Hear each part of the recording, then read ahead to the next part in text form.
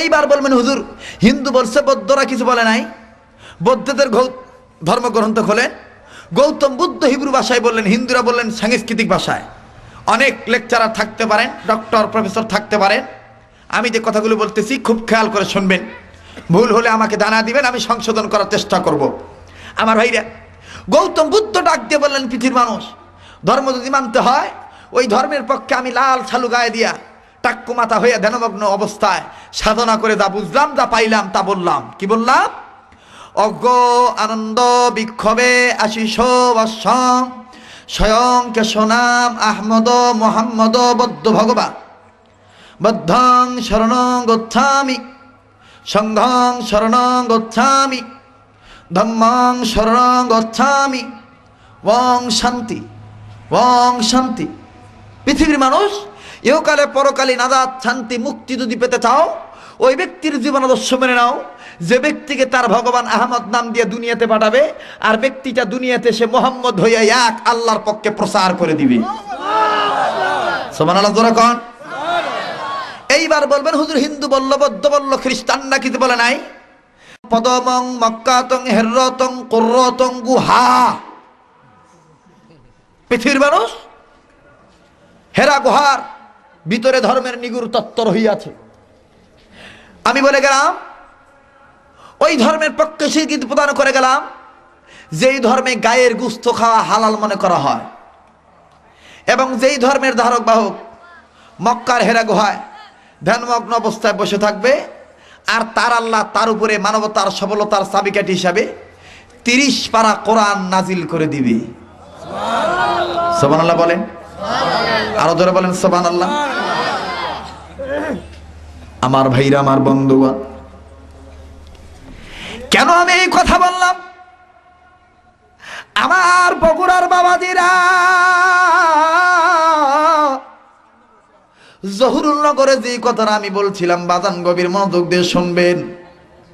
আমার ভাইরা, 2007 এপ্রিল মাসে ভারতের জমিনে মোস্তফা হোসেনী সঙ্গ নিয়া, নুরুল ইসলাম বলিপুরীর সঙ্গ নিয়া আমি গুনাহগার কলিকাতার আগারতলায়, জলপাইগুড়ি, শিলিগুড়ি, হিমালয় পর্বতের কাছে আমি গুনাহগার যখন ইসলামী সেমিনারে বক্তব্য দেওয়ার জন্য একটা চান্স পাইলাম, আমার বাবাজিরা রে 12 মিনিট সময় পাইলাম।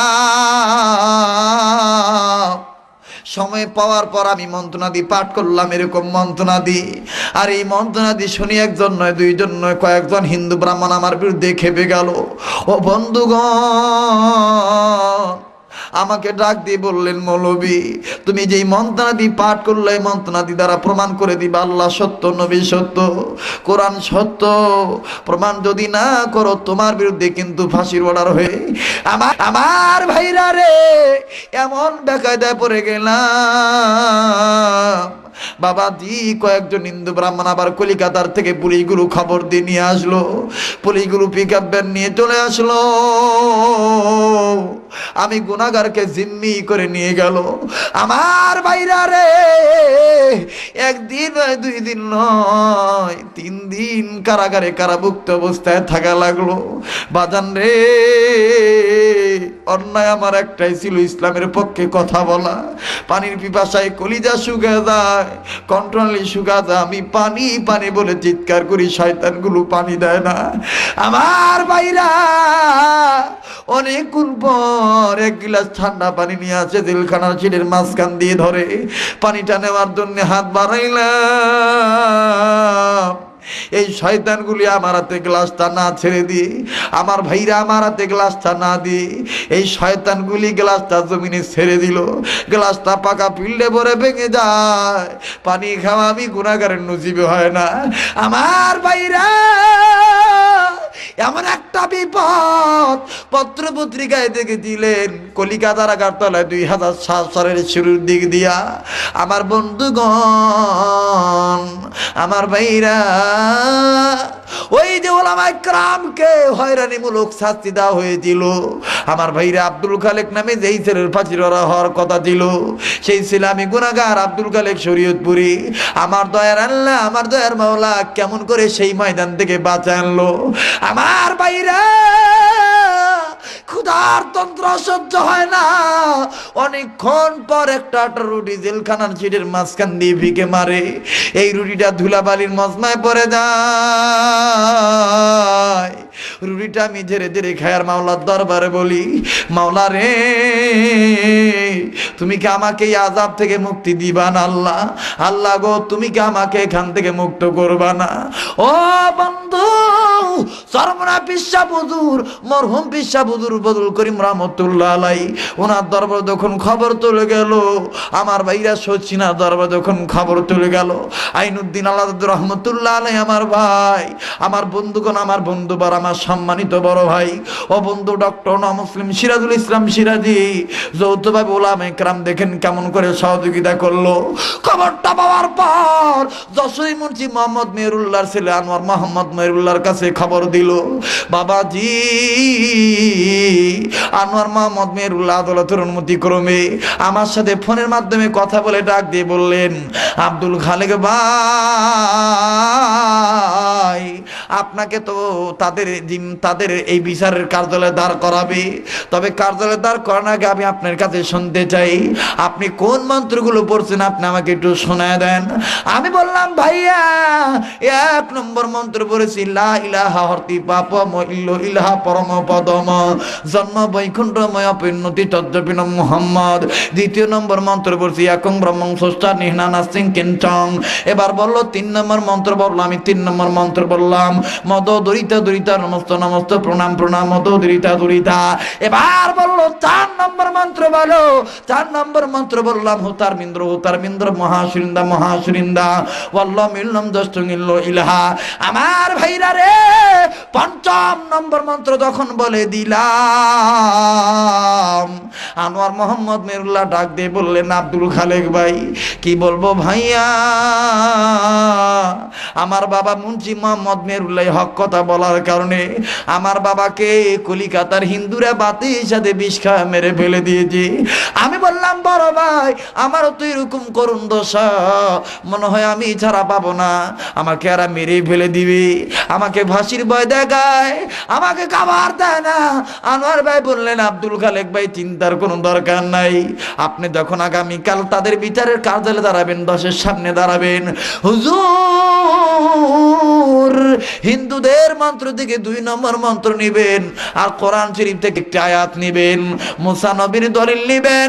আমি আনোয়ার বলে দিলাম, আল্লাহর কোরআন শরীফ আপনাকে জয়লাভ করাইয়া বীজের মালা পরাইয়া দিবে। আমি বললাম, আনোয়ার ভাই গো কিভাবে আল্লাহ পাক জয়লাভ করবে? আনোয়ার ভাই বললেন, আব্দুল খালেক ভাই এরা 2 নম্বর মন্ত্র বলছে পৃথিবীর মানুষ ওই আল্লাহকে সেজদা দিও, আই ক্যান চ্যালেঞ্জ, কোন ব্রাহ্মণ থাকলে আমি চ্যালেঞ্জ করতে মোকাবেলা করতে রাজি আছি। ও বন্ধুগণ, বেদ কিতাব পড়ে দেখবেন এই কথাগুলো এইভাবে লেখা আছে। বর্তমান বেদ কিতাব তো সংস্করণ করা হয়েছে, কাটছাট করা হয়েছে। আমার ভাইরা আনোয়ার মোহাম্মদ মেহেরুল্লাহ ডাক দিয়ে বললেন, আব্দুল খালেক ভাই হিন্দু জাতিরা বলছে পৃথিবীর মানুষ ওই আল্লাহর প্রমাণ দিয়ে যায়, ওই আল্লাহর পরিচয়টা দিয়ে যায়, এক আল্লাহর পরিচয়, একং ব্রহ্মং স্রষ্টানে নানা সিংকিঞ্চং। আল্লাহ বলতে এক আল্লাহ, আল্লাহর কোন শরীকই নাই। আর আল্লাহর পাওয়ার হইল সৃষ্টি হইয়া স্রষ্টা আল্লাহকে দেখতে গেলে চোখ কানা হয়ে যাবে, নূরের কারণে দেখা যাবে না। আমি বললাম, আনোয়ার ভাই গো আমার দয়ার আল্লাহ এইটা তো কোরআন শরীফের ভিতরে বলে দিয়েছে, লা তুদরিকুল আবসার ওয়া হুয়া ইউদরিকুল আবসার ওয়া হুয়াল লাতীফুল খবীর।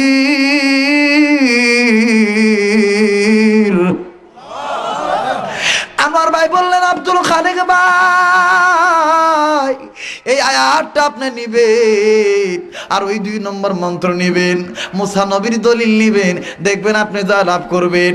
এবার পরের দিন আদালতের কাঠগড়ায় দাঁড়াইলাম। 1952 সনে বেদ কিতাব আনা হলো।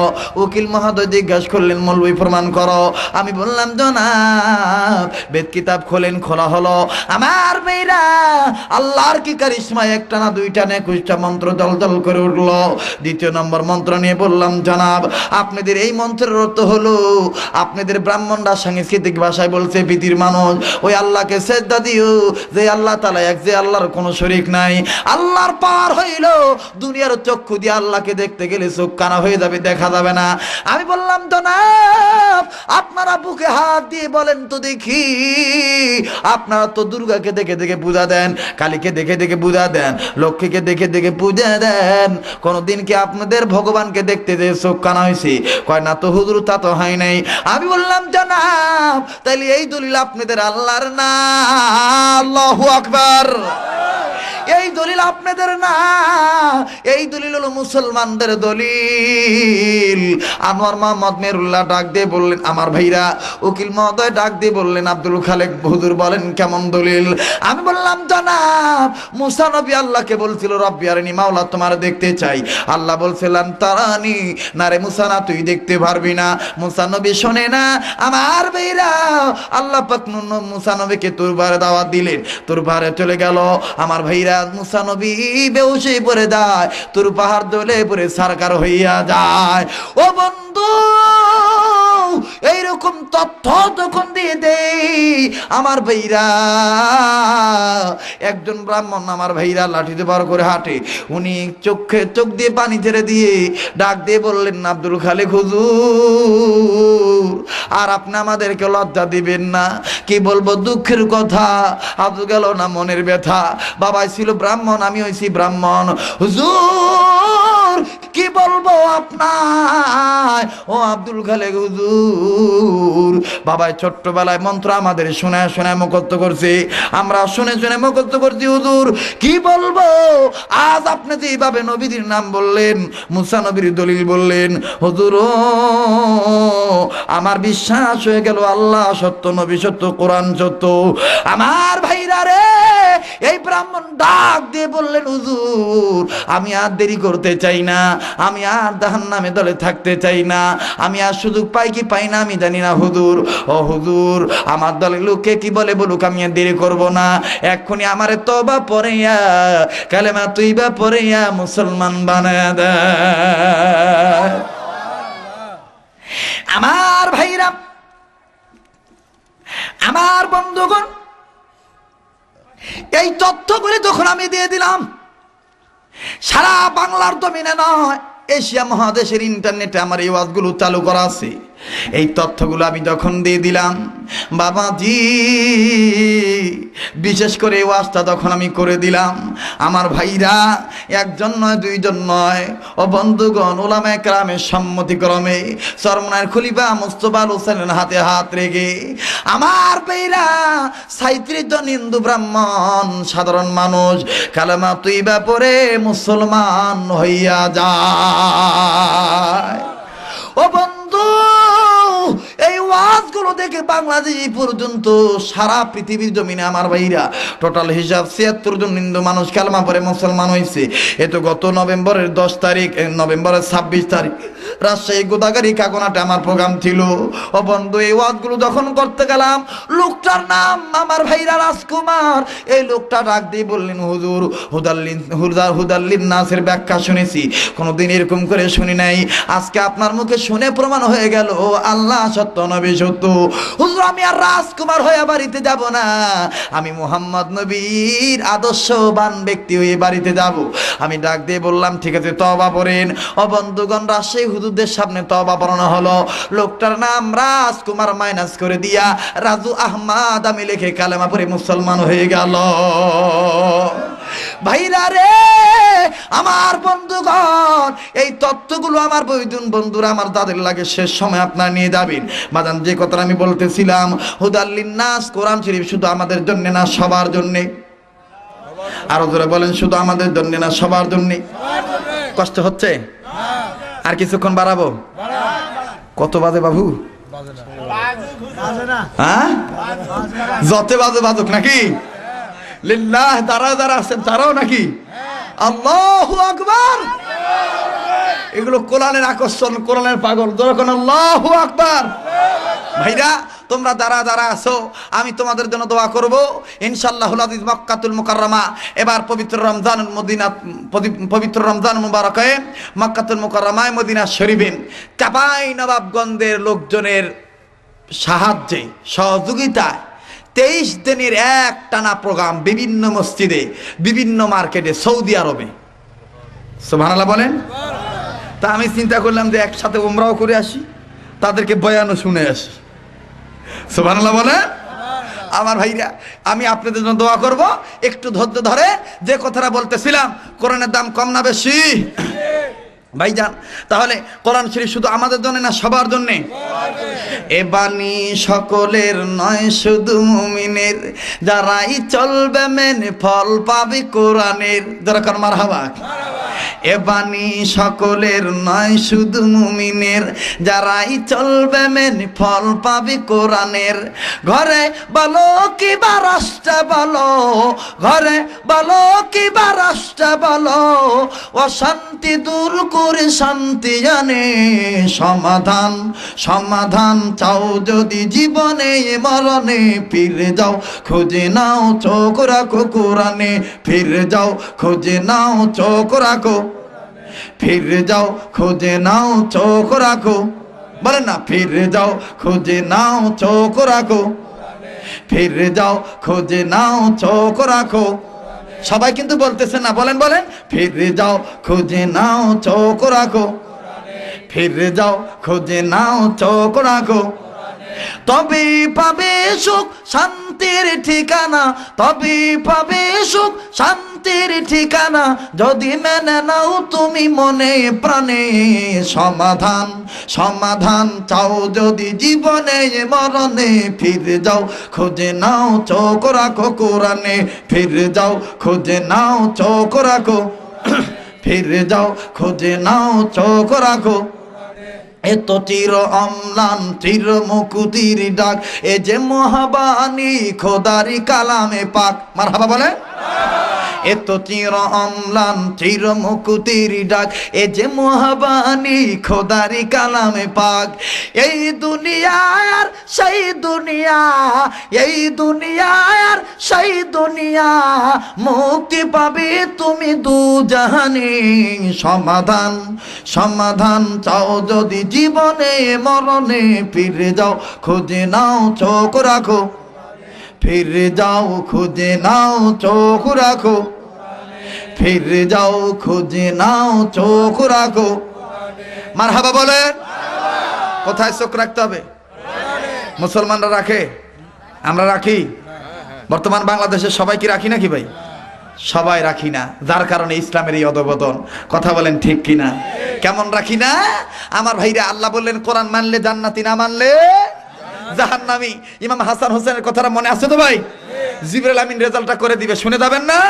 আমি অবশ্যই বলে দেব। ঘটনাটা আমি আমার এই হাতে জমা রাখলাম, কিন্তু একটু শাখা প্রশাখা আমি বাড়তেছি। সেটা কেমন আমার ভাইরা? আল্লাহ বললেন কোরআন মানলে জান্নাতি, না মানলে জাহান্নামী।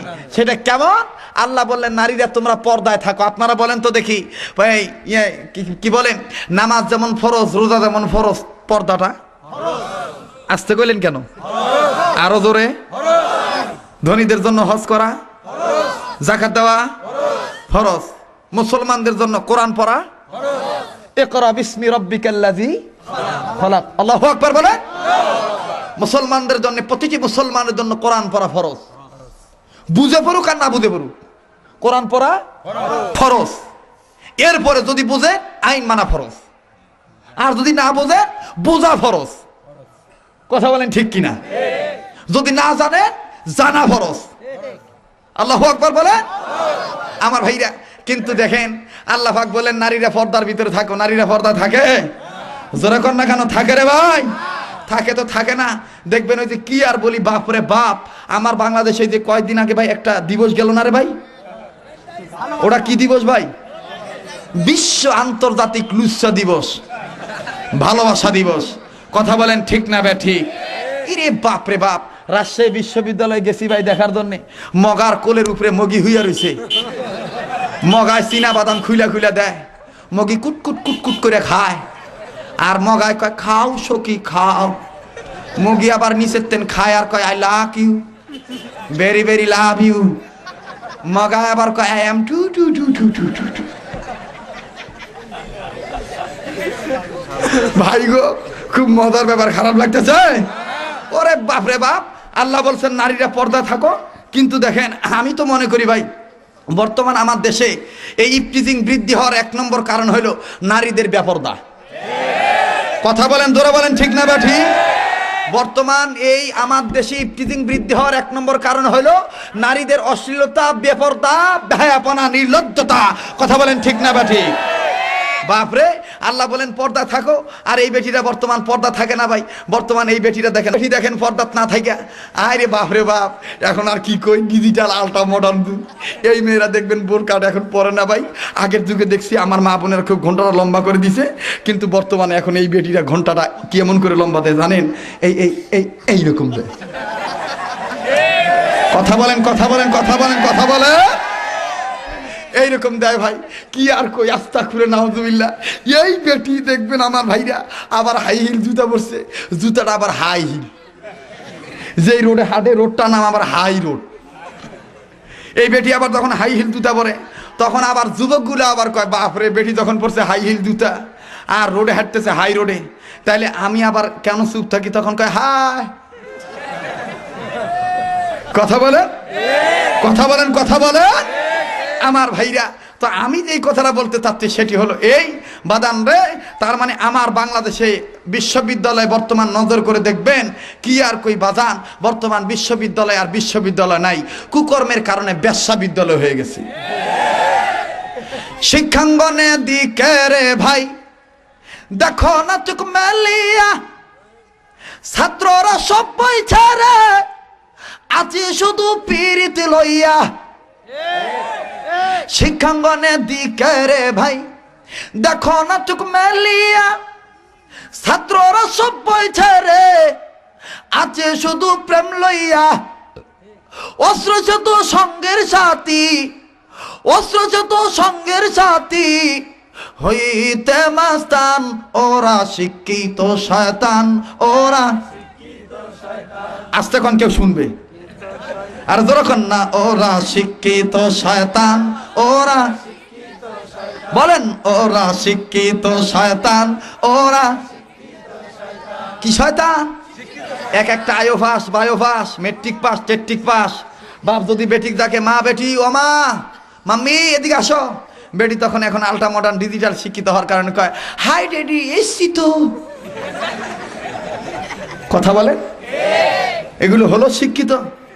হ্যাঁ, কয় হাই ড্যাডি এসছি তো, ওর থোতা দিয়ে আব্বা ডাক বাইর হয় না, আব্বা আসছি তো।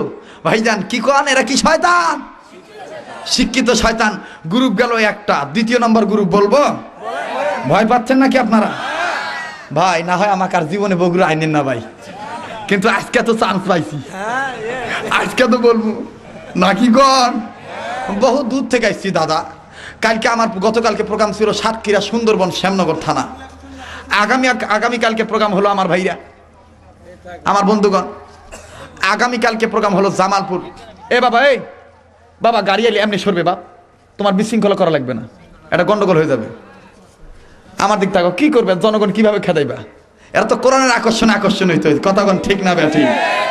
আজি লিল্লাহ তাকবীর, নারে তাকবীর। হেই রিপন ভাই, রাস্তাত মাহফিল করে নাকি ভাই? বসে না, বসলে দেখবেন আবার কোথা জায়গা আছে।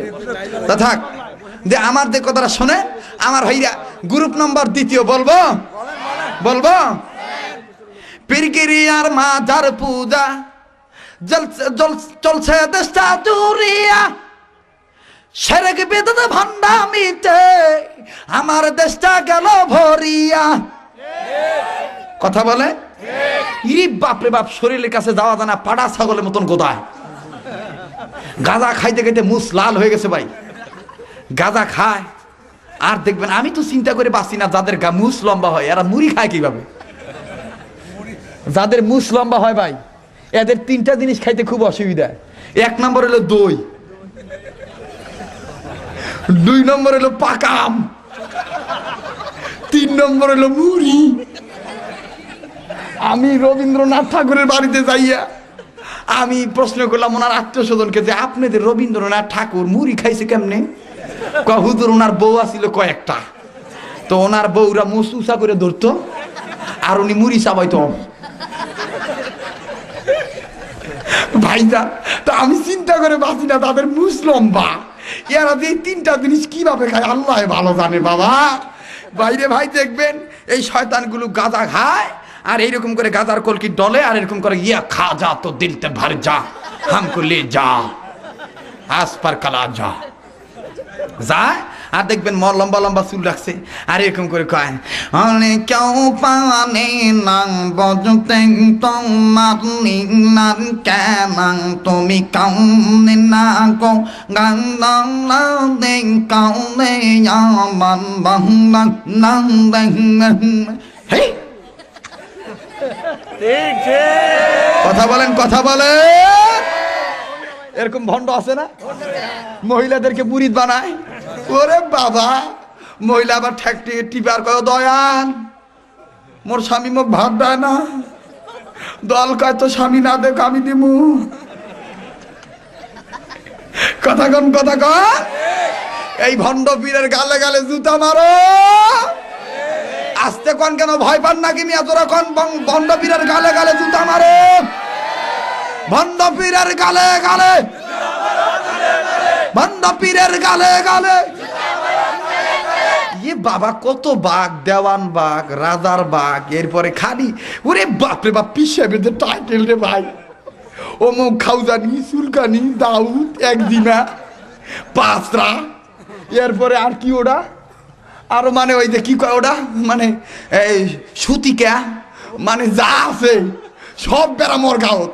লাস্টে দেখবেন নিচে দিয়ে কবে অমুক কুত্তা শাহ, বেয়াদব কোথাকার। এই তুই কোথায় পাইছস রে এত এত এত টাইটেল? কথা বলে। বিশ্ব নবীর একটা পরিচয়, ইমামুল মুরসালিন খাতামুন নবীন রাহমাতুল আলামিন নবী মুহাম্মদুর রাসূলুল্লাহ সাল্লাল্লাহু আলাইহি সাল্লাম। কথা বলেন ঠিক কিনা?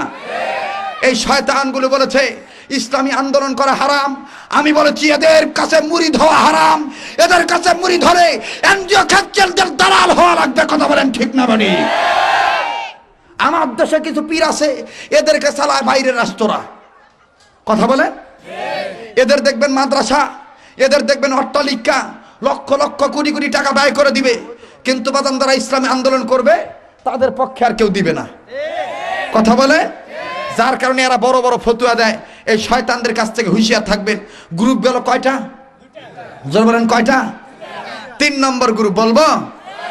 আমার ভাইরা যদি এই হক কথা বলতে না পারেন, ও হুজুর হায়রে কি আর কব ভাই, বর্তমান সমাজের এই ফেতনা। ভাই আপনি আওয়ামী লীগ করেন, বিএনপি করেন, জামাত করেন, এটা আপনার ব্যক্তিগত ব্যাপার, এটা আমার কোনো ব্যক্তিগত ব্যাপার না, কারণ রাজনৈতিক দল একজনের একটা থাকতেই পারে।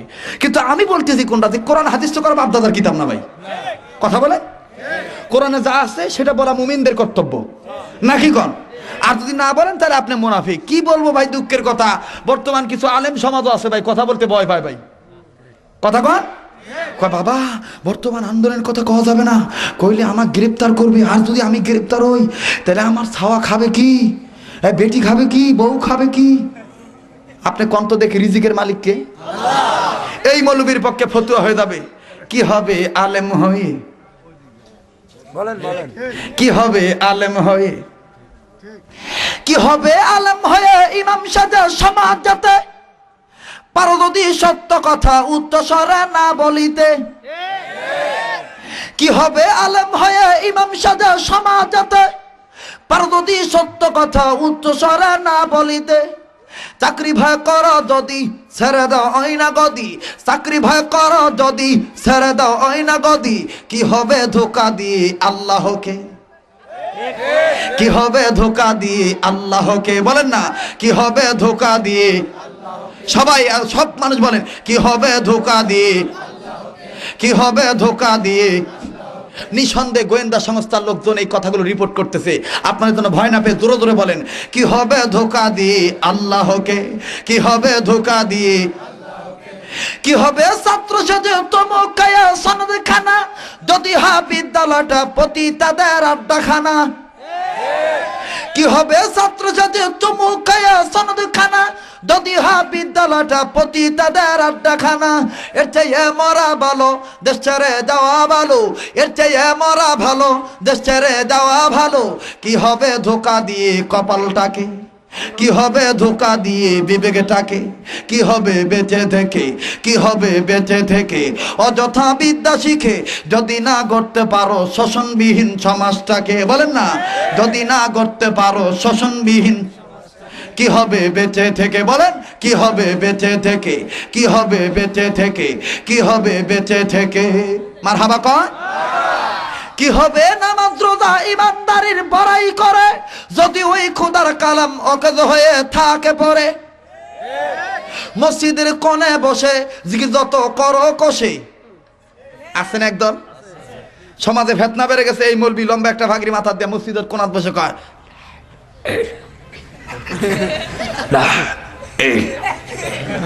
আবার আর একদল কবে হুয়াল হাইল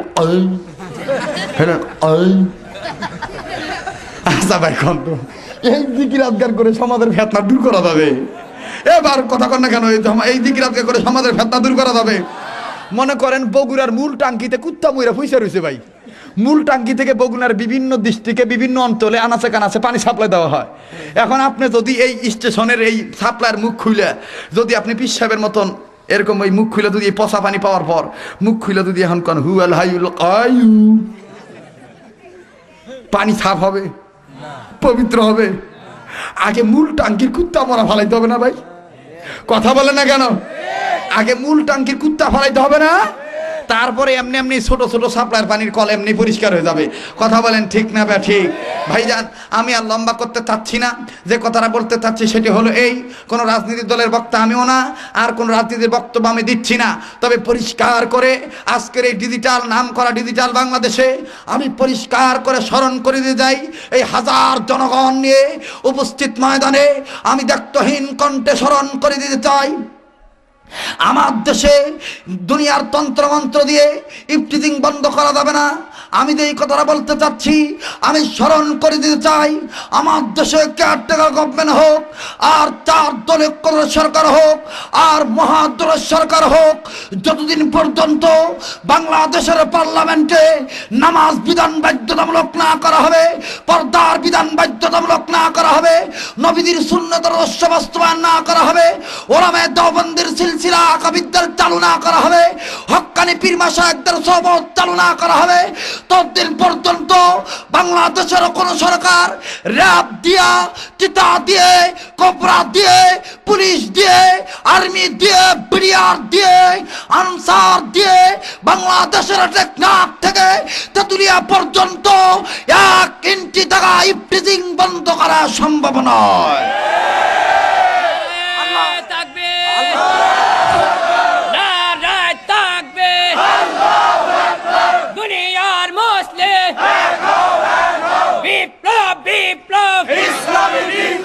আমার নেতা তোমার নেতা আল কোরআনের আলো সাথে জালো নারায়ে তাকবীর। মনে কষ্ট নিলেন? আমি কোন দলকে টার্গেট করে বললাম? সর্বদলীয়র পক্ষে আমার এই আহ্বান, খোদাই তথ্য যদি না ক্যাম্প করা হয়, মানব রচিত মতবাদ দিয়ে কখনো মানুষকে মুক্তি দেওয়া যাবে না। সৃষ্টিকে মুক্তি দিতে হলে স্রষ্টার বিধান মানাতে হবে। কথা বলে আমার ভাইরা, আমার বন্ধুগণ, গভীর মনোযোগ দিয়ে শুনবে। শাহজালাল রহমতুল্লাহ আলাইহি সিলেটের জমিনে দেখলেন দাদা গৌর গোবিন্দ উৎপাত বাড়া দিল। শাহজালাল আল্লাহকে বললেন, আল্লাহ গো কি করি? আমার আল্লাহ ডাক দিয়ে বললেন, শাহজালাল তুমি ইসলামের পক্ষে কিবলামুখী হইয়া আযান দাও, আমি রব্বুল আলামিন বাতিলের আলো নিবাইয়া দেই, ইসলামের আলো জ্বালা দেই। আমার বাইরা রে, শাহজালাল রহমতুল্লাহ আলাইহি কিবলামুখী হইয়া 2 আঙ্গুল কানের ভিতর দিয়া চমৎকার কণ্ঠে মধুসুরে এইরকম করে বললেন, বলবো নাকি বলেন? আমার ভাইরা মধুর কণ্ঠে এইরকম করে আওয়াজ দিয়ে বললেন, আশহাদু আল্লা ইলাহা ইল্লাল্লাহ,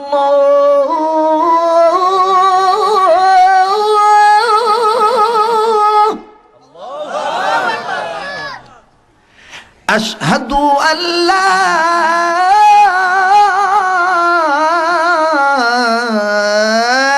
ইলাহা ইল্লাল্লাহ,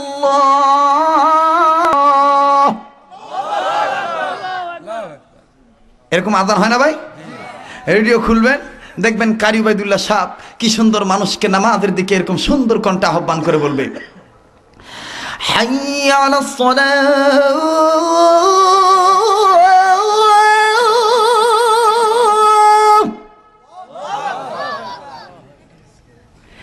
হাইয়া আলাস সালাহ।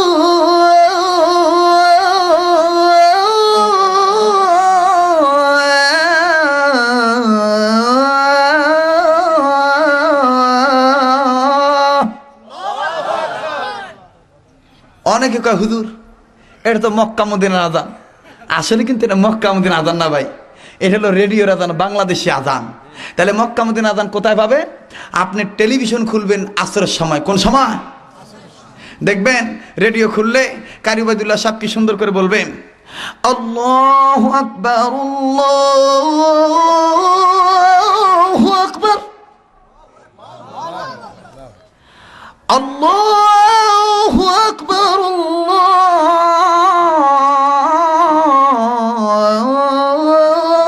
আল্লাহু আকবার। আর টেলিভিশন খুলবে, দেখবেন মক্কা মদিনার সুরে কি সুন্দর মিষ্টি সুরে সংক্ষিপ্তভাবে এইরকম করে সুন্দরভাবে বলবে, আল্লাহু আকবার, আল্লাহু আকবার, আল্লাহু আকবার, আল্লাহু আকবার, আশহাদু আল্লা ইলাহা ইল্লাল্লাহ, আশহাদু আল্লা ইলাহা ইল্লাল্লাহ। মারহাবা বলেন তো। শাহজালাল এরকম করে আজান দিয়ে দিলে আর রাজা গৌর গোবিন্দের বিল্ডিং এর ইটা একটা একটা করে খুলে বলে গেল, জোরে কোন সুবহানাল্লাহ। অতএব এখন আমাদের সব সময় আল্লাহর কাছে দোয়া করতে হবে, আল্লাহ গো তুমি আমাদেরকে ওই পথে চালায়ও যেই পথে শাহজালাল চলেছে, যেই পথে মরহুম সরমনায় হুজুর চলেছে, যেই পথে পিসাব সরসিনার চলেছেন, যেই পথে ফুরফুরার চলেছেন, যেই পথে ওলামায়ে দেওবন্দির সিলসিলার আকাবিররা চলেছেন, অর্থাৎ হক পথে আল্লাহ হক তরিকায় তুমি আমাদেরকে চলায়ও, যেই পথে চললে তুমি খুশি, তোমার হাবিব খুশি। কথা বলেন ঠিক কিনা? এখন আল্লাহর কাছে বলতে হবে, তাদের পথে তাদের মতে কবুল করুন আল্লাহ, রহম করুন। সবাই বলবেন রহম করুন আল্লাহ, কবুল। সবাই কিন্তু বললেন না ভাই, আল্লাহর কাছে দোয়া করেন, আল্লাহ কবুল করবে। কবুল করুন আল্লাহ, রহম, জোরে রহম করুন আল্লাহ, কবুল করুন। এই ওলি আল্লাহর বাংলাদেশ, এই শহীদ গাজীর বাংলাদেশ, রহম করুন আল্লাহ, কবুল করুন। হে রহম করুন আল্লাহ, কবুল করুন। এই শাহজালালের বাংলাদেশ, শাহপরানের বাংলাদেশ, মারহাবা কোন? এই শাহজালালের বাংলাদেশ, শাহপরানের বাংলাদেশ, তাদের পথে তাদের মতে কবুল করুন আল্লাহ, রহম করুন। হে কবুল করুন আল্লাহ, রহম করুন।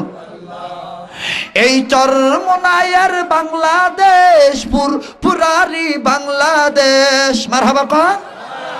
এই চরমনায়ের বাংলাদেশ, পুরারি বাংলাদেশ, এই সরসিনারি বাংলাদেশ, ইসলামী কর্মীদের বাংলাদেশ, তাদের পথে কবুল করুন আল্লাহ, রহম করুন। হ্যাঁ কবুল করুন আল্লাহ, রহম করুন।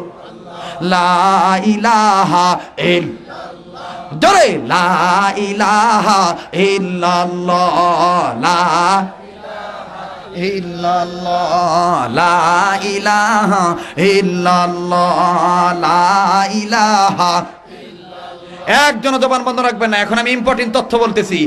লা ইলাহা জোরে লা ইলাহা ইল্লাল্লাহ, লা ইলাহা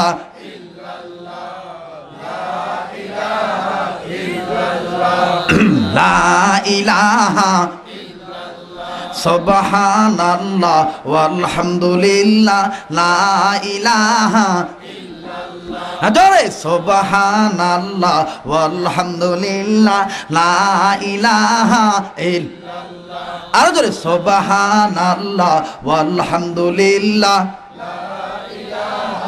ইল্লাল্লাহ। থামেন, আল্লাহকে ডাকতে ভালো লাগে না?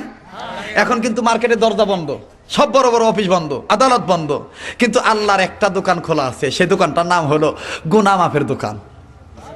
সুবহানাল্লাহ বলে। রাত্র যত গভীর হয় আমার মাওলা তত গুনাহ মাফের দোকানের দরজা আল্লাহ তত ওপেন করে দেয়, বলে বান্দা কেউ আছো কি আমার কাছে জিকির আজগার করে দোয়া করবা, আমি তোমাদের দোয়া কবুল করব। তো যারা দাঁড়িয়ে আছেন, বসে আছেন, সবাই মিলে যৌথ কণ্ঠে উচ্চ আওয়াজে সকলে আল্লাহকে পাওয়ার আশায় জোরে সোরে বলেন সুবহানাল্লাহ ওয়ালহামদুলিল্লাহ, ইল্লাল্লাহ। একসাথে সুবহানাল্লাহ ওয়ালহামদুলিল্লাহ, জোরে সুবহানাল্লাহ ওয়ালহামদুলিল্লাহ, লা ইলাহা ইল্লাল্লাহু ইল্লাল্লাহ, ইল্লাল্লাহু ইল্লাল্লাহ, সুবহানাল্লাহ ওয়ালহামদুলিল্লাহ, লা ইলাহা ইল্লাল্লাহ, জোরে সুবহানাল্লাহ ওয়ালহামদুলিল্লাহ, লা ইলাহা ইল্লাল্লাহ, জোরে লা ইলাহা ইল্লাল্লাহ, আর জোরে লা ইলাহা ইল্লাল্লাহ, জোরে লা ইলাহা ইল্লাল্লাহ। ভাইয়া নামাজ রোজা সাইরো না, যাবেন আর বলবেন নামাজ রোজা না, হায় হায় বাবা মার খেদমত ভইল না, এই দুইটা করি না বিদায় আজকে আমরা মায়ের খাই, কথা বলেন ঠিক কিনা? আজকে আমাদের কপালে অভাব, কথা বলেন ঠিক না বে ঠিক? নামাজ রোজা সাইর না, বাবা মার খেদমত ভইল না, বলুন নামাজ রোজা না, হায় হায় বাবা মার খেদমত ভইল না, নবীর সুন্নাত সাইর না ভাই, নবীর সুন্নাত সাইর না ভাই, বিদাত বলতে মাইনো না, লা ইলাহা ইল্লাল্লাহ, জোরে লা ইলাহা ও লা ইলাহা ইল্লাল্লাহ, লা ইলাহা ইল্লাল্লাহ, লা ইলাহা ইল্লাল্লাহ। আমার ভাইরা, আমার বন্ধুগণ, কেন মা বোনেরা পর্দা করবেন না? বাবাজি ইমাম হাসান হুসাইনের কথা আমি অবশ্যই বলবো, কিন্তু ভাই গো হাজার হাজার মহিলা মা বোন আসছে, কোন মা বোন ছাদে বসেছে, কোন মা বোন রাস্তায় বসেছে। ও বগুড়ার মা বোনেরা, জানি না আর কোনোদিন আমি আসতে পারবো কিনা আমি জানি না, তোমরা যারা আমাকে টিভির পর্দায় দেখেছো, স্যাটেলাইটের মাধ্যমে, ইন্টারনেটের মাধ্যমে, ডিশ অ্যান্টেনার মাধ্যমে, মা গো আমি সেই শরীয়তপুরে তোমাদেরকে বলে দিই, মা তোমরা যদি ভালো হইয়া যাও তোমাদের পেট থেকে আবার জন্ম নেবে শাহজালাল, কথা বলেন ঠিক না বেঠি? ভাইয়া মা বোনেরা কেন ভালো হবেন না? আমার আল্লাহ রাব্বুল আমিন 10 জন পুরুষকে জান্নাতের টিকিট দিল, এখন দিলটা নরম করে দিবেন, আল্লাহ পাক 5 জন মহিলাকে জান্নাতের টিকিট দিল, 10 জন পুরুষ আশারে মুবাশশারা, আর 5 জন মহিলাকে আল্লাহ জান্নাত দিয়ে দিল। আমার ভাইরা, আমার এই বইটার ভিতরে আজব আজব তথ্য আছে, আমি আজকে এই বইটা প্রেস থেকে বের করেছি বাদান, বহু খাটাখাটনি করে কিতাবটা মিলে গেছি। ও বন্ধুগণ, পিপিলিকে কেমন করে জান্নাতে যায়, মাছি কেমন করে জান্নাতে যায়, কোন কাজটা করার কারণে জান্নাতে যায়, আমি এই কথাগুলি তথ্যগুলি এই জায়গায় দিয়ে দিলাম। কিন্তু বাদান রে, পাঁচজন মহিলাকে আল্লাহ জান্নাতের টিকিট দিল। মহিলাদের পক্ষে মস্তুরতের একটি আলোচনা করি। আমি কোরআন মানলে জান্নাতি, না মানলে জাহান্নামী। আমি মা বোনদের খেদমতে একটু আরজ করার পর আবার ফিরে আসতেছি ইমাম হাসান হোসেনের কথায়। আমি 5 থেকে 10টা মিনিট সময় পাই, দিবেন তো ইনশাল্লাহ আপনারা? আমার বাইরা, মা বোনেরা গো, তোমাদের মতন মা ছিল মা খাদিজা, তোমাদের মতন মা ছিল মা আয়েশা, তোমাদের মতন মা ছিল মা ফাতিমা, তোমাদের মতন মা ছিল মা সুমাইয়া, তোমাদের মতন মা ছিল মা আসিয়া। এই 5জন মহিলার দিলের ভিতরে নবীর প্রেম জাগ্রত ছিল, নবীর প্রেম ইমান পাকা মহব্বত ছিল, যার কারণে আল্লাহ জান্নাত লিখে দিল। যারা বলেন সুবহানাল্লাহ। ও ভাইরা, ও মা বোনেরা, 5জন মহিলার কথা বলতে গেলে সারা রাত্র পোহা যাবে। আমার অনেক রাত্রের দরকার হবে, কিন্তু আমি বলতে পারবো না। একটা মায়ের কথা বলে দেই, দিলটা নরম করে দিবে।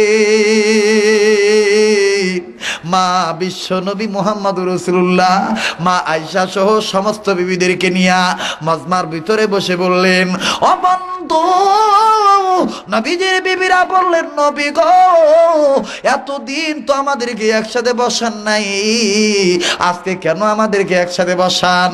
নবী আমার ডাক দিয়ে বললেন, বিবিরা রে, আমি আমার খেদমত গুলো তোমাদের মাঝে বন্টন করে দিতে চাই।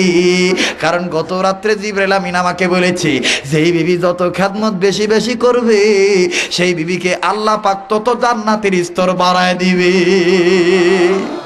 ও বন্ধু,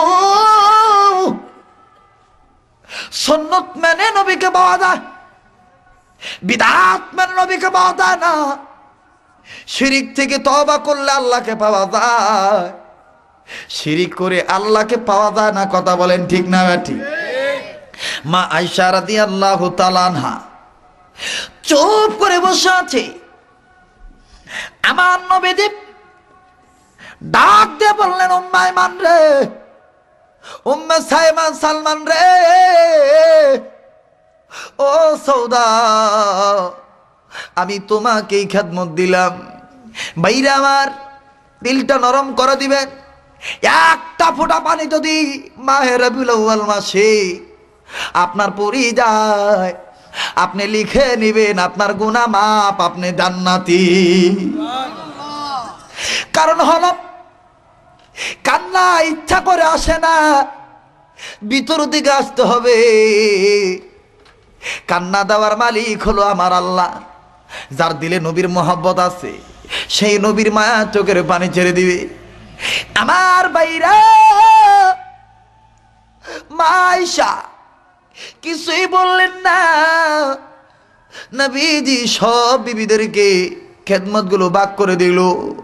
নবী আমার বললেন, আয়েশা তুমি কিছুই বলো না কেন, কি হয়েছে? আয়েশা বললেন, ও তো ইয়া রাসূলুল্লাহ, ইয়া হাবিবাল্লাহ গো নবীজি, অন্যান্য বিবিদেরকে আপনি খেদমত দিলেন, এরা মেনে নিল, আর আমি কিন্তু আপনার থেকে খেদমতটা চেয়ে নেব, আপনার দেওয়াটা আমি নেব না। আমার মন যেটা চাই সেইটা দিতে হবে। নবী বললেন, আয়েশা কোন খেদমত চাও? আয়েশা ডাক দিয়ে বললেন, হুজুর আমি আপনার গোসল করানোর খেদমতটা নেব। নবী বললেন, আয়েশা রে, কেন আমার গোসল করানোর খেদমতটা তুমি নিবা? আয়েশা বললেন, হুজুর ইয়া রাসূলুল্লাহ, ইয়া হাবিবাল্লাহ, আপনি জানেন নি, আপনি একদিন গোসল করতেছিলেন, আমি আমার দরজার ফাঁক দিয়ে দেখতে পাইলাম, আমি আমার দরজার ফাঁক দিয়ে, জানালার ফাঁক দিয়ে দেখতে পাইলাম, হুজুর আমি দেখতে পাইলাম, আমি দেখেছি অন্যান্য মানুষ গোসল করলে অঙ্গ দৌত করা পানি মাটিতে পড়ে বেয়ে বেয়ে অন্যত্র চলে যায়, কিন্তু আপনি যখন গোসল করলেন আপনার অঙ্গ দৌত করা পানি কোনো জায়গায় বেয়ে বেয়ে গেল না। আমি দেখতে পাইলাম কি জানি হইল, যেই জায়গায় পানি পড়লো এই জায়গার মাটিটা 2 ভাগ হয়ে গেল, আর পানিটা ভিতরে ঢুকে গেল, মাটি আবার ত্রাপ করে মুছে গেল। যেরকম সুবহানাল্লাহ। আয়েশা বললেন, হুজুর ইয়া রাসূলুল্লাহ, ইয়া হাবিবাল্লাহ, শুধু তাই না, আমি দেখতে পাই আপনি যখন গোসল করেন অন্যান্য মানুষের পানিতে কোনো রকমের কোনো ময়লা দেখা যায়, আর আপনি যখন গোসল করেন গো নবীজি আপনার পানির সাথে কি যেন চিকমিক চিকমিক করে গো নবী। আর এই চিকমিক পানিটা ভিতরে ঢুকে বলল, আজব একটা তথ্য আমি হাদিস থেকে দিয়ে দিলাম, বাস্তব জীবনে বহু শুনছেন বাজান। দেখেন নবীদের মুজিজা দেখেন আমার ভাইরা। নবীজি বললেন আয়েশা রে এইটা কি জাননি? আয়েশা বললেন হুজুর জানতে চাই। নবী আমার বললেন আয়েশা পয়গম্বররা পবিত্র, এদের অঙ্গ প্রত্যঙ্গ পবিত্র, এরা যে পানি ঢালে এটাও পবিত্র, যেই মাটিতে পড়ে মাটিও পবিত্র। ও আয়েশা শুনে নাও শুনে নাও, আমাকে যেই ক্ষমতা আল্লাহ দিয়েছে অন্যান্য পয়গম্বরদেরকে আল্লাহ সেই ক্ষমতা দেয় নাই। আয়েশা রে আমি নবী বললাম ওই যে মাটি দুই ভাগ হইয়া যায়, এক সময় এমন আসবে দুনিয়াতে পেট্রোলের অভাব হয়ে যাবে, ডিজেলের অভাব হয়ে যাবে, অকটেনের অভাব হয়ে যাবে, হীরা মণিকাঞ্চন মুক্তা ইউনিয়াম সোনা খনি রূপার অভাব হয়ে যাবে। শুনে নাও আয়েশা সকল রাষ্ট্রে অভাব হয়ে যাবে, কিন্তু আমার মদিনা মক্কার রাষ্ট্রে কোনোদিন অভাব হবে না। কেন হবে না? আমার অঙ্গ দৌত করা পানি মদিনার মাটির নিচে জমা হয়ে রয়েছে, এগুলো আল্লাহ পাক নিয়ামত বাড়া দিল। বাবাজি মা এসে বললেন হুজুর গো এই জন্য আমি আপনার গোসলের খেদমতটা নেব। নবী বললেন যাও আমি তোমার দিয়ে দিলাম। ও মা আপনারা খুব খেয়াল করে শুনবেন। এবার পরের দিন সকালবেলা আমার নবীকে নিয়ে মা আয়েশা গোসল করার জন্য যখন রওনা হলো, ও বন্ধুগণ বগুড়ার বাবাদিরা মা বোনেরা গভীর মনোযোগ দিয়ে শুনবেন। মা আয়েশা নবী মুহাম্মদকে লইয়া হাঁটি হাঁটি পা পা করে যখন রওনা হয়ে গেল, আমার নবীজি উঁচু জায়গায় বসে গোসল করে, জলচকের উপর বসে গোসল করতেছে বাজান। আমার নবীজি আয়েশাকে বললেন হুজুর গো, আয়েশাকে বললেন উম্মুল মুমিনিন আয়েশা তুমি আমার এই জায়গায় একটু ডলে দাও। আমার নবীজির গর্দানে যখন আয়েশা ডলতে গেল, আমার মেয়েরা নবীজি সামন দিকে যুগে বলল, জলচকের পিছনের পায়া দুইটু উঁচু হয়ে গেল। বাজান রে মা আয়েশা রাদিয়াল্লাহু তাআলা না নবীজির খেদমত করতে পাইয়া খুব খুশি। মা আয়েশার নিজের দিকে কোনো খেয়াল নাই। ভাইরা রে আমার বন্ধুগণ বিশ্ব নবী নিজের দিকে তখন একটু যুগে বলল, পায়া দুটো উঁচু হয়ে গেল। মা আয়েশা রাদিয়াল্লাহু তাআলা আনহার ডাইন পায়ের দুটি আঙ্গুল জলচকের পায়ার নিচে ঢুকে যায়। ডলনে যে আমার নবীজি পিছন দিকে বেক করে। ভাইরা আমার বন্ধুগণ নবীজি নজর করে দেখে পানির সেতু কি যেন লাল রঙের বেয়ে যায়। নবী বললেন আয়েশা রে পানির সাথে কি লাল রঙের বেয়ে যায় জলদি করে বলো। আয়েশা কোনো কথা বলেন না, আবার বললেন আয়েশা এখানে তুমি আর আমি আছি, পানির সাথে লাল রঙের কি বেয়ে যায় জলদি বলো। আয়েশা কিছু বলেন না। আমার মেয়েরা আমার নবীজি আবার বললেন আয়েশা কি লাল রঙের বেয়ে যায় জলদি করে বলো। আয়েশা কিছু বললেন না। এবার নবীজি বিদা ধরে লইয়া পিছন দিকে ব্যাক করে দেখে, পিছন দিকে নজর করে দেখে মা আয়েশা রাদিয়াল্লাহু তাআলা আনহার গালের গোস্ত থরথর করে নড়ে, চোখের পানি টপ টপ করে ধরনার মতন পড়ে। আমার নবীজি বললেন আয়েশা রে কেন তুমি কান্দো, কি হয়েছে? মা আয়েশা ডাক দিয়ে বললেন হুজুর গো আপনি জানেননি আপনাকে যখন আমি গোসল করাইতে যাই আপনি সামন দিকে ঢুকে পড়েছেন, আপনার পায়া দুটো উঁচু হয়ে গিয়েছে, আমার ডান পায়ের দুটি আঙ্গুল ঢুকে গিয়েছে, আপনার শরীরের ওজনের কারণে আমার দুই পায়ের আঙ্গুল পেটে রক্ত বাইর হইয়া যায়। নবীজি ডাক দিয়ে বললেন, আয়েশা তুমি যদি আমাকে দাঁড়াইতে বলতা তাহলে আমি দাঁড়াইতাম, তোমার আঙ্গুল ফাটতো না, রক্ত বাইর হইতো না।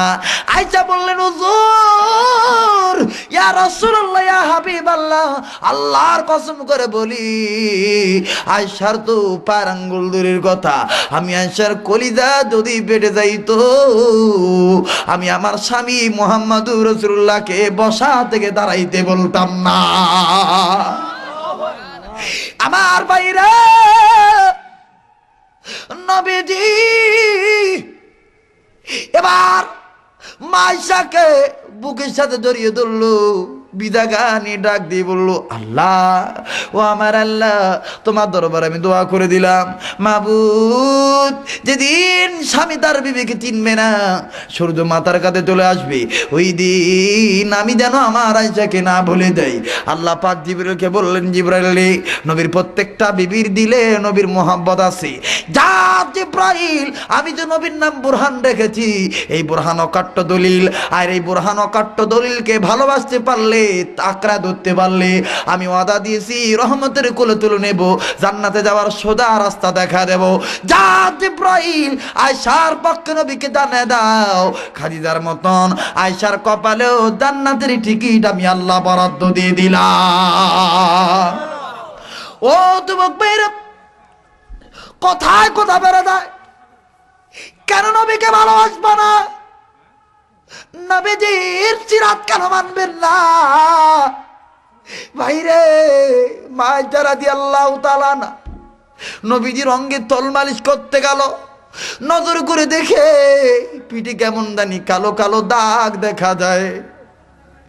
মায়েশা বললেন, হুজুর আপনার পিঠে কি কোনোদিন বসন্ত হইছে? নবীজি খালি কান্দে। আয়েশা বললেন, হুজুর আমি কি কষ্ট দিলাম, কেন কান্দে? নবী বললেন, আয়েশা রে, এই দাগের কথা জিজ্ঞাসা করলে আমার কলিজা মানে না রে আয়েশা। আয়েশা, যেদিন আমি তায়েফের জমিনে যাই, আবু জাহেলের কথা মোতাবেক দুই শ্রেণীর যুবক আমাকে বৃষ্টির মতন পাথর মারে। আয়েশা, একটা পাথর আমার চোখে লাগে, আর একটা পাথর আমার ঠোঁটে লাগে, আবার কোনো পাথর আমার কপালে লাগে রে আয়েশা। আমি এদেরকে বলেছিলাম, আর মারিস না, আরে তোরা কি জানিস না আমার মা নাই, আমার বাবা নাই। আয়েশা রে, তারপরে শুনে নাই, আমার এমন ভাবে মানলো, একবার না দুইবার না, তিনবার আমি বেহুশ পড়ে গেলাম। আমার ভাইরা, করুণ ইতিহাস তায়েফের জমিনের। হযরতে যায়েদ নজর করে দেখে নবীজি ঠোঁট ফুলে গেছে, মাথা বেয়ে রক্ত পড়ে। যায়েদ যাবি সব ছেলেদেরকে বললো, ছেলেরা রে, এই লোকটা তো তোমাদের কোনো ক্ষতি করে নাই, তোমরা কেন মারো? ছেলেগুলোর মা হলো, ছেলেগুলো চলে গেল, কিন্তু ভাইয়া যায়েদ চাবি নজর করে দেখে নবী নড়ে না, কোনো কথা বলে না। যায়েদ চাবি নবীদের পা ধরে ডাক দিয়ে বললেন, হুজুর উঠুন আমার হুজুর। নড়ে না, নড়ে না। যায়েদ চাবি ডাক দিয়ে বললেন, প্রভু গো, আমাদের নবীকে কি তুমি ঈসা নবীর মতন আসমানে তুলে নিলা? ভাইরা আমার, নবীজি জ্ঞান ফিরে আসলো। হযরত যায়েদ নজর করে দেখে নবীজি কোনো কিছু বলে না, একবার বললেন, রব্বি হাবলি উম্মতি। আল্লাহু আকবার। এ বগুড়ার যুবকা, কোন নেতার আদর্শ ছেড়ে দিয়ে শয়তানদের আদর্শ মানো? ও ছাত্রলীগের বাইরা, ছাত্র দলের বাইরা, শিবিরের বাইরা, সকল প্রকার রাজনীতি দলের ছাত্ররা, কেন তোমরা নেতাদের পিছনে মারামারি করো? নবীজির সুন্নতের পক্ষে আমল করো, আল্লাহ রাব্বুল আমিন কপাল খুলে দিবে। আমার নবীজি ডাক দিয়ে বললেন, যাদের একটু পানি আমায় দাও। জানো না জায়েদ, তাইফের জমির পাথর আঘাত খাইতে খাইতে আমার কলিজা শুকায় গেছে যায়। দেন সাহাবী ডাক দিয়ে বললেন, হুজুর আবু জাহেল পানির মশকটা কেড়ে নিয়ে পানি ফেলে দিয়েছে। হুজুর পানি নাই, পানি কোথায় পাই গো হুজুর? তাইফের ঘরে ঘরে যাই, জায়েদ চলে গেল। তাইফের ঘরে ঘরে যাইয়া ডাক দিয়ে বললো, কেউ আসনি দিবানি, নবীর নামে একটু পানি দাও, মোহাম্মদ নামের বাড়ি যাই। কেউ দিল না। আবু জাহেল বলেছে, মোহাম্মদ পাগল, পাগল নামে পানি দিলে বদনাম হবে, মা বাবার দরবের মুখে চুনকালি মাখবে। সবাই দরজা লাগা দেয়, কেউ পানি দিল না। যায় চাবি জমিনে পড়েছে, মাথায় হাত দিয়ে বললেন, প্রভু রে, যে নবীর খাতিরে তামাম জাহান বানাইলা, যে নবীর খাতিরে আগুন পানি বানাইলা, এই নবীর পানি দেয় না, এরা কি পুরা কপাইলা কি খারাপ? হযরত যায়েদ সাহাবী ডুকরে ডুকরে কানতে কানতে নবীদের কাছে গেল। নবীজি উঠতে পারে না, খুব কষ্ট হয়। ডাক দিয়ে বললেন, যায়েদ পানি দাও। যায়েদ নাও বলে না, হাও বলে না। ডাক দিয়ে বললেন, হুজুর তাইফের জমিনে কেউ পানি দিল না। আমার নবীজি বললেন, যায়েদ রে, আমার যদি আজকে মা থাকতো, বাবা থাকতো, এরা কি আমাকে পারতো পারি না দেওয়ার জন্য রে? আমাকে উঁচু করো। এবার নবীজিকে উঁচু করা হলো। খুব খেয়াল করে শুনবেন, দিলটা নরম করে শুনবেন।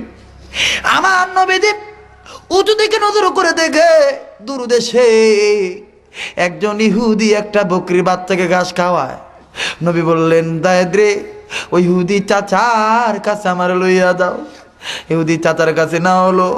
আমার নবীজি সংক্ষিপ্ত আকারে বলে, লম্বা কাহিনী, রাত্র গভীর হইয়া যায়। নবীজি ইহুদির কাছে যে বললেন, চাচা আমার মা নেই, বাবা নাই, আমাকে মেরে দেখেন কি করে দিয়েছে চাচা। আমি আপনার দরবার আসছি একটা অনুমতি নেওয়ার জন্য। চাচা আপনি যদি অনুমতি দেন, এই বকরির কাছ আমি একটু দুধ পান করে খাবো। ইহুদি রেগে গেলেন, ডাক দিয়ে বললেন, মুহাম্মদ তুমি পাগল, তোমাকে মেরেছে ভালো করেছে। বলে, কেন আমি পাগল, আমি কি করলাম? আমার ভাইরা ডাক দিয়ে বললেন, মুহাম্মদ তুমি যদি পাগল না হও, যেই বকরি এখনো বাচ্চা দেয় নাই, এই বকরি কি করে দুধ দিবে? ইহুদিকে নবী আমার ডাক দিয়ে বললেন, চাচাজি অনুমতি যদি দিয়ে দেন, আমি দেখাই দিই আল্লাহ কেমন করে পারে। আমার মেয়েরা ইহুদি বললেন, মুহাম্মদ যদি না পারে, তোমার কিন্তু পীরের চামড়া আমি থবো না।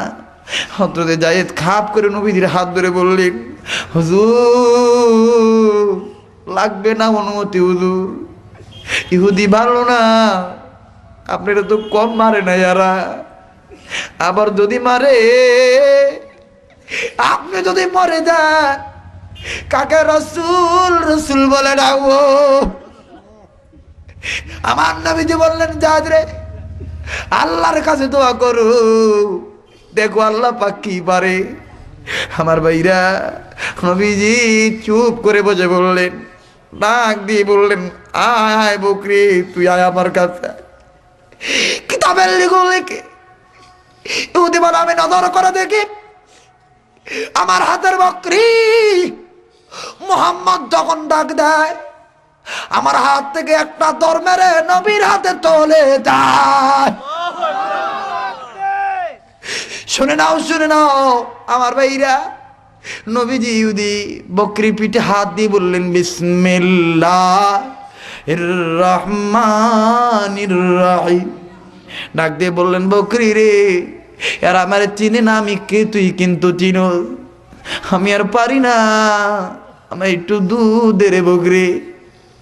আমার মেয়েরা বকরি মুহূর্তের ভিতরে আসমানের দিকে নজর করে মানুষের বাসায় জবান খুলে গেল, ডাক দিয়ে বললেন, প্রভু গো, তাই বাসি চিনেনি রহমাতুল্লিল আলামিন, আমি কিন্তু চিনি আল্লাহ, আমার দুধ দেওয়ার ক্ষমতা নাই, আমি তোমার কাছে বলতেছি তোমার হাবিবের কলিজা ঠান্ডা করার সুযোগ দিয়ে দাও, তাম রক্তগুলি দুধ বানাইয়া আমার কচি বানের ফুটা দিয়ে তুমি বাহির করে দাও, রহমাতুল্লিল আলামিনের কলিজা ঠান্ডা করে দাও। আরে বকরি হইয়া চিনিল, উম্মত হইয়া চিনলাম না, ও পুরা কপাইল্লা মুসলমানেরা। এবার ইহুদি এই দৃশ্য দেখে নবীদের দুটি কদম ধরে বললেন, তওবা পড়ায় দেন, আর তা পড়ায় দেন আমাদের লা ইলাহা ইল্লাল্লাহু মুহাম্মাদুর রাসূলুল্লাহ সাল্লাল্লাহু আলাইহি সাল্লাম। আমার বেইরা সেই মা আয়েশা রাদিয়াল্লাহু তাআলা আনহা ডাক দিয়ে বললেন, নবী গো, এটা আপনার তায়েফের জমিনের আঘাত, কালো কালো দাগ। হুজুর আমি জানি আপনি যদি দোয়া করেন আল্লাহ পাক দোয়া কবুল করে, আপনি আল্লাহর কাছে বলেন না, আল্লাহ গো আমার শাহে রব্বানা, তুমি আমার পিঠ থেকে কালো কালো দাগগুলো মুছে দাও। হুজুর বললেন, না আয়েশা, না আমি পারবো না। আয়েশা বললেন, কেন? নবী বললেন, আয়েশা তুমি কি জানো না আমি উম্মতের কান্ডার রহমতের ভান্ডার? বললেন, হুজুর এই দাগ উম্মতের কোন কাজে লাগবে? হুজুর বললেন, আয়েশা যেদিন হাসরের মাঠ কায়েম হয়ে যাবে, আমার অনেক উম্মত গুনার কারণে জাহান্নামে চলে যাবে, এদের কেউ থাকবে না, আমি নবী সেই দিন সিজদায় পড়ে যাব আর আল্লাহকে ডাক দিয়ে বলবো, প্রভু গো, আমার একটা তায়েফের পাথরের আঘাতের দাগের বিনিময়ে কোটি কোটি উম্মতকে মাফ করে জান্নাত দিয়া দাও। আমার মেয়েরা, এই নবীকে ভালোবাসতে কে কে রাজি আছেন? দুই হাত তুলে দেখান তো দেখি। আল্লাহ রাব্বুল আমিন কবুল করুক, জোরে কোন আমিন। সবাই একটু কালেমা পড়েন, লা ইলাহা ইল্লাল্লাহ। আমার ভাইরা, বিশ্বনবী নবী মুহাম্মদ রাসূলুল্লাহর প্রেম ভালোবাসা দেখেন। এবার ইমাম হোসেন ডাক দিয়ে বললেন, না না গো, বলবো না, বাদ দেব, আজকে থাক, অন্যদিন। হ্যাঁ, অনেক সময় হয়ে গেছে ভাই, প্রায় 2টার কাছাকাছি। ডাক ভাই, আমার ভাইরা, লিল্লাহে তাকবীর। ইমাম হাসান হোসেন ডাক দিয়ে বললেন, না না, আমাদের রেজাল্ট কি কেউ দিবে না? নবী বললেন, তোমাদের রেজাল্ট দিবে হযরত জিবরাইল। সুবহানাল্লাহ বলে। এবার জিবরাইল আমিন হাজির হয়ে গেল।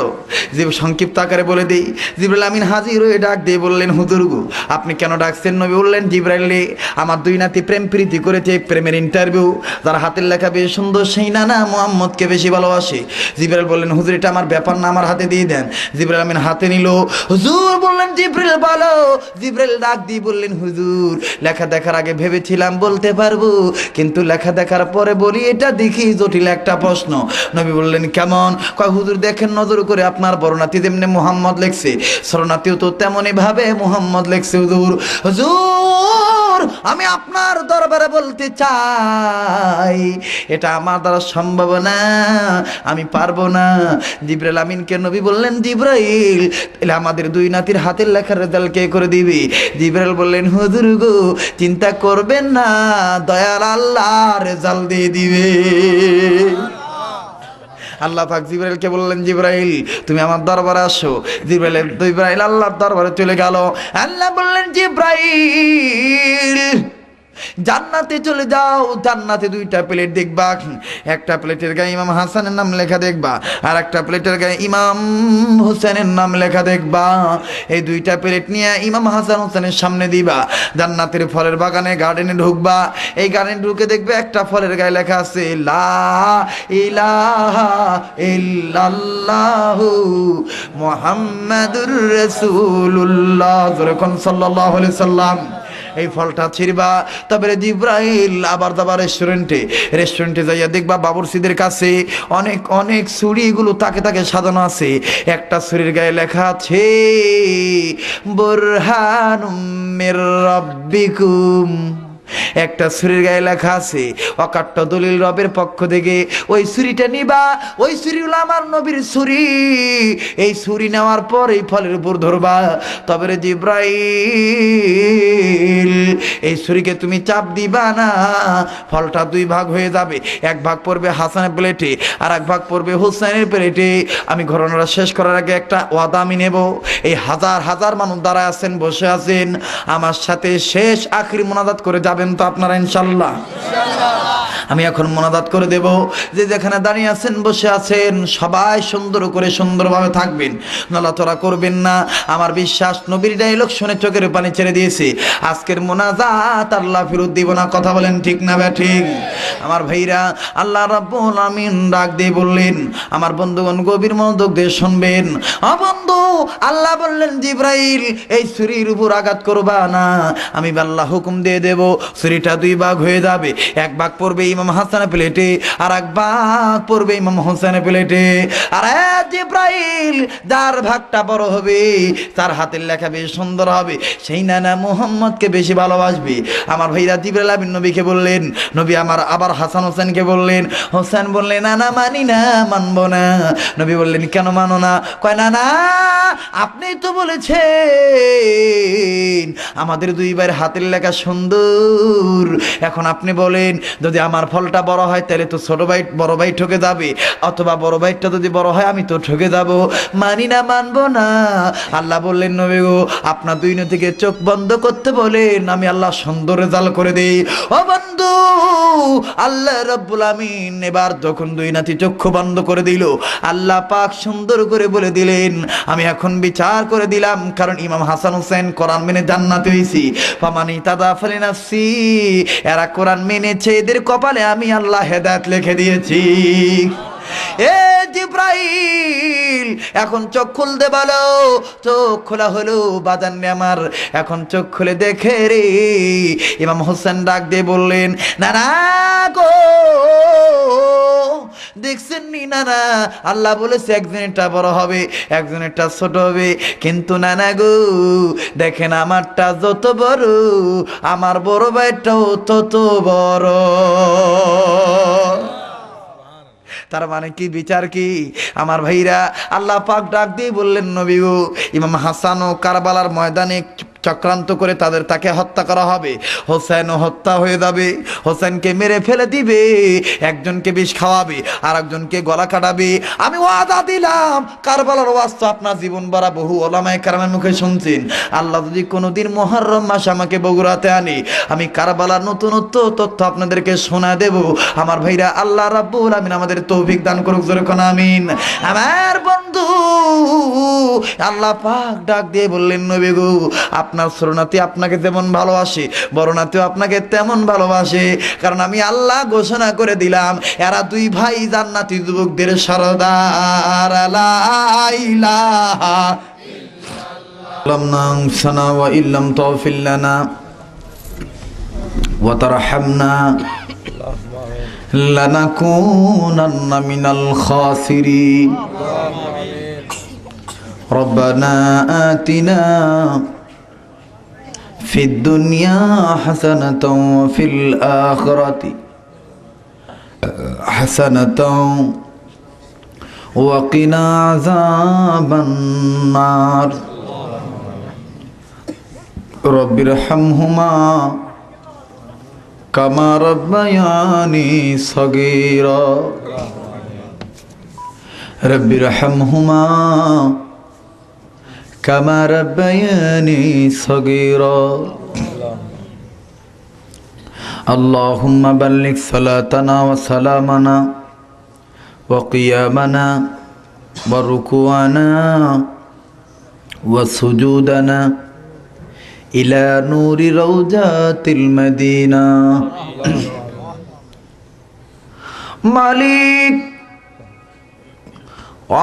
مالك আমি গুনাহগার, তোমার দরবারে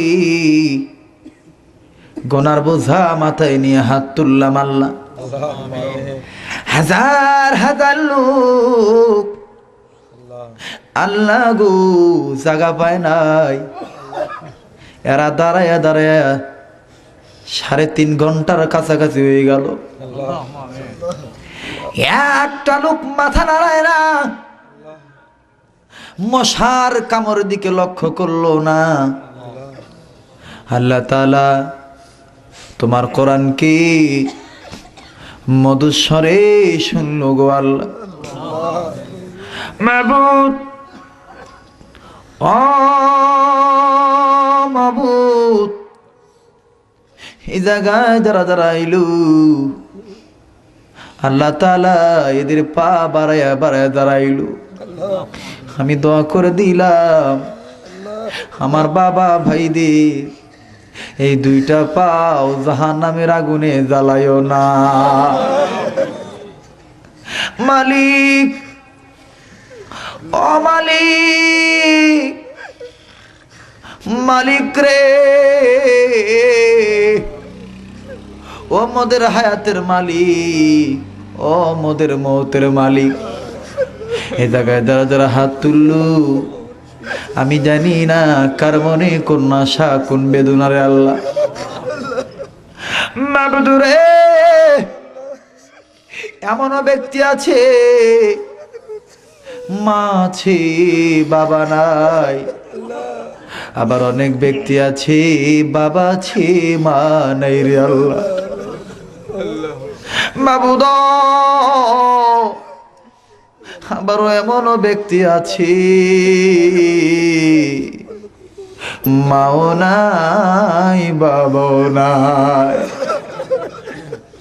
আরে বগুড়ার বাইরা মা বোনেরা, মায়ের কেমনে ভুলে যাও, মৌতের আজরাইল পাঠাইবা ওই দিন দিও আমাদের জবানে জারি করে লা ইলাহা ইল্লাল্লাহু মুহাম্মাদুর রাসূলুল্লাহ সাল্লাল্লাহু আলাইহি ওয়াসাল্লাম।